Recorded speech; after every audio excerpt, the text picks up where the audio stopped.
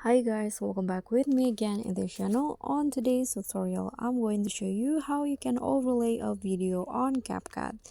So first, you can just prepare the primary video on the main track in here.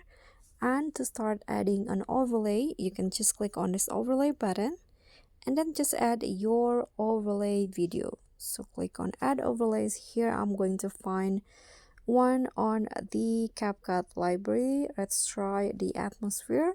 Okay, let's say I want to add this overlays right here. So just click on the overlay video, and after that click on add at the bottom here.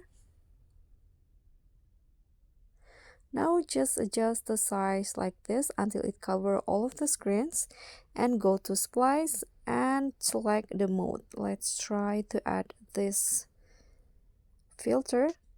Adjust the intensity. I'm going to go with 20, and that's it.